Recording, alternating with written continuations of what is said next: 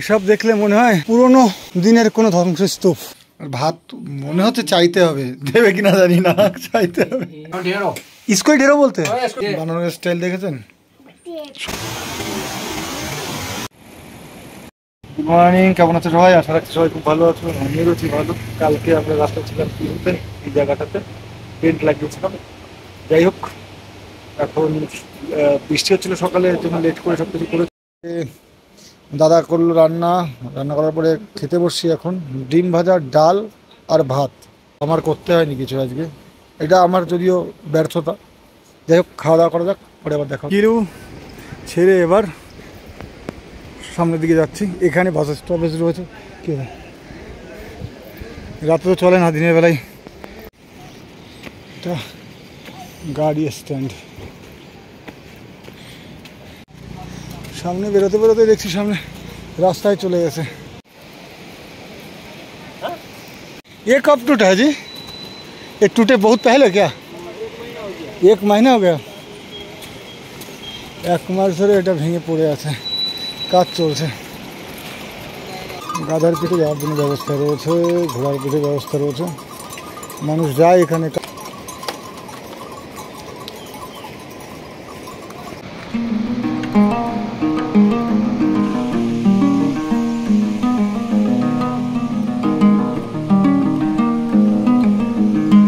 বুঝলে যেটা হয়, ঘানরুক এদিকে আর এই সাইডে আবার অন্নপূর্ণা গাঁওপালিকা, সাবিক গাঁও এরকম কিছু লেখা রয়েছে।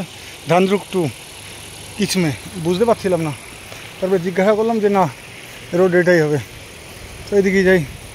দূরদর্শুর মতো দেখতে সুন্দর লাগলেও এখানে যারা চলাফেরা করেছে তারা জানে যে কতটা কঠিন।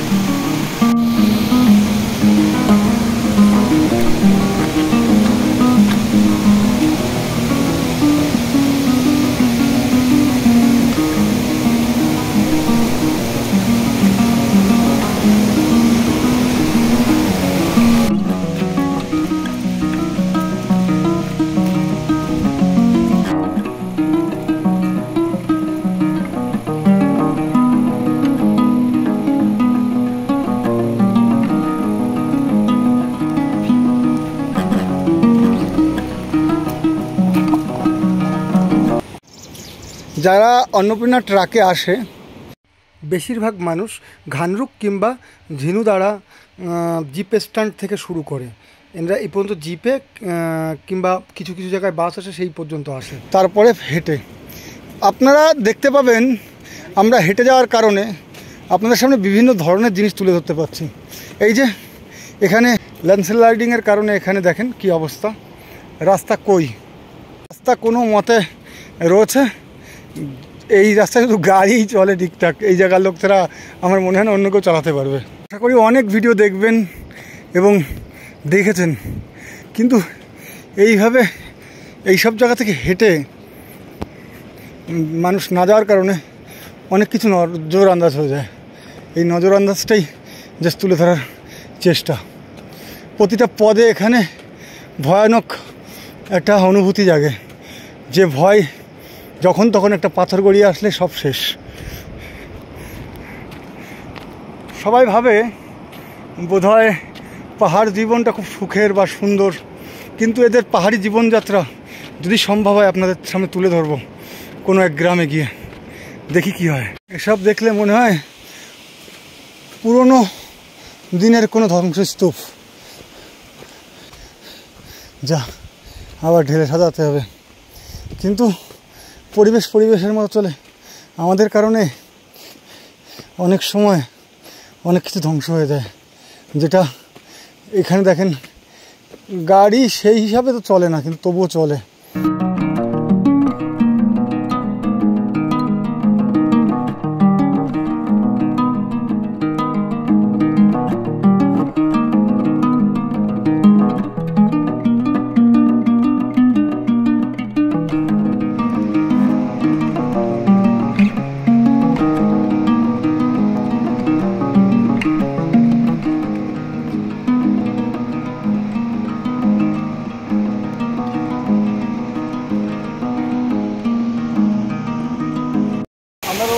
অন্নপূর্ণা ওয়ার্ড নাম্বার 10 ঘানরুক। আর ঘানরুকেরও এখানে খুব সুন্দর ওয়াটারফল, যেটা সত্যি যদি পায়ে হেঁটে না আসতাম জানতেও পারতাম না যে এত সুন্দর সব জায়গার প্রাকৃতিক বৈচিত্র্য। প্রত্যেকটা ঝর্ণার একটা মানে আলাদা আলাদা বৈশিষ্ট্য আছে। বৈশিষ্ট্যগুলো কী সে দেখলেই বুঝতে পারবেন।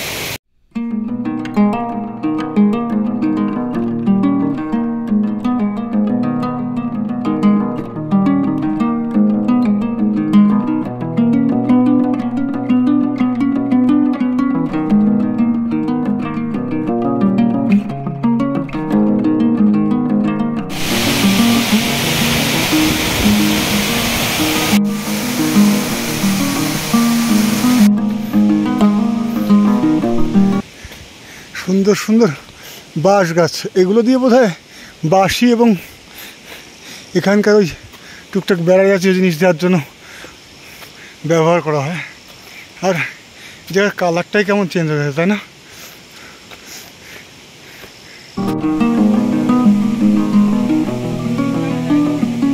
এই রাস্তাতেও বাস চলে, মোটর সাইকেল তাই আমার মেনে নিতে কষ্ট হয়। বাস, টাটা সুমো সব চলে এই রাস্তায়, যেখানে হেঁটে যেতেই অবস্থা খারাপ আমাদের।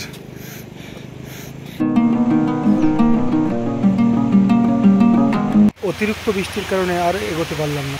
এই যে সামনের ভিউ, যেটা কোনোদিন সম্ভব হতো না যদি আমরা কোনো হোটেলে কিংবা কোথাও থাকতাম। আর এই হোটেলে না থাকার কারণে এই বাড়িতে উঠে আসার কারণে এটা জানা।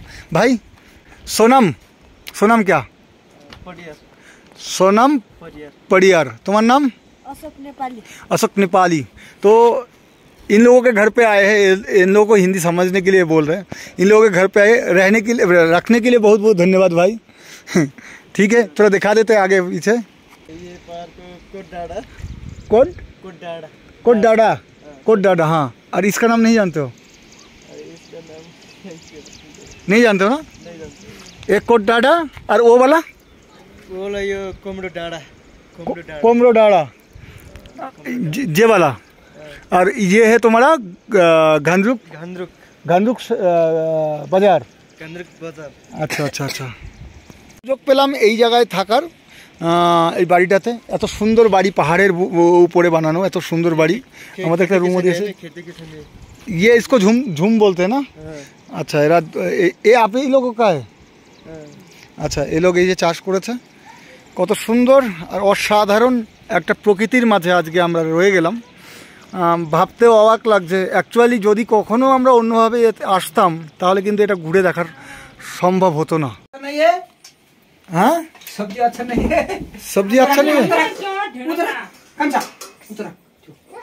আমরা যে বাড়িতে রয়েছি সেই বাড়িতে আজকে রান্না করে খাওয়াচ্ছে এই দিদি।